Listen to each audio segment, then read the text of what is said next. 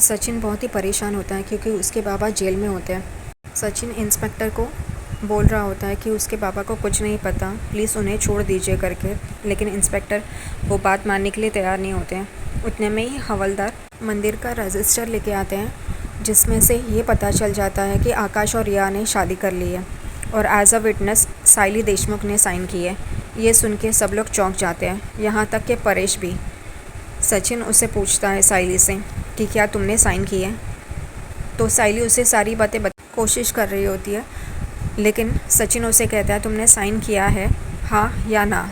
वो कहती है हाँ करके, और सचिन को बहुत गुस्सा आ जाता है। ये सुन के परेश, रेणुका और सब लोग शॉक हो जाते हैं। सचिन तो बहुत गुस्से में आ जाता है और उसे कहता है तुम मेरी आंखों के सामने से चली जाओ करके, मुझे तुम्हारा थोबड़ा नहीं देखना है, और वो धक्के मार के उसे वहाँ से निकाल देता है। इतने में ही इंस्पेक्टर जॉय को कहते हैं इन दोनों ने तो शादी की है, किडनैप नहीं किया है करके। तो जॉय को गुस्सा आता है। वो कहता है अगर आपसे कुछ नहीं हो रहा है तो मैं कमिश्नर से बात करता हूँ। तभी इंस्पेक्टर कहता है नहीं नहीं, हम देख रहे हैं, कमिश्नर ने हमें बताया है, ये बहुत प्रायोरिटी पे हमने केस रखा है करके।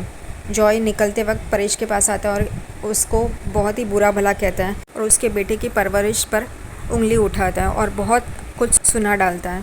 यह सब सचिन सुन रहा होता है, उसे बहुत ही गुस्सा आ रहा होता है, लेकिन वो कुछ नहीं कर पाता और परेश यहाँ पे टूट जाता है। सचिन, साइली, जूही सब लोग आकाश और रिया को कॉल करने की कोशिश कर रहे हैं, लेकिन उन दोनों का फ़ोन स्विच ऑफ है, इस वजह से वो फ़ोन नहीं लगता है। और यहाँ पे आकाश और रिया दोनों ही रिया के दोस्त के घर आते हैं रुकने के लिए, ताकि कोई उन्हें ढूंढ ना सके, इसलिए वो वहाँ पे उसकी फ्रेंड के यहाँ पे रुकते हैं।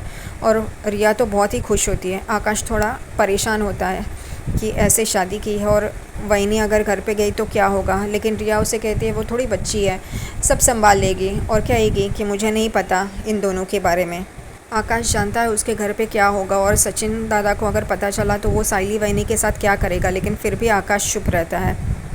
दूसरी तरफ इंस्पेक्टर बाहर साइली को परेशान देखते हैं, तो वो पूछते हैं कि मुझे पता है तुमने कुछ नहीं किया है, तुम बहुत सीधी सादी लग रही हो, क्या हुआ। तो वो कहती है नहीं, मुझे भी पता नहीं था कि वो दोनों शादी करेंगे, लेकिन प्लीज़ आप काका को छोड़ दीजिए, उनका कोई कसूर नहीं है। तो इंस्पेक्टर कहता है अगर वो लड़की रिया यहाँ पे आके कह देगी कि उसको किडनैप नहीं किया है, वो उसने खुद से शादी की है, तो ये केस नहीं बनेगा और तुम्हारे काका छूट जाएंगे करके, और वो वहाँ से चले जाते हैं।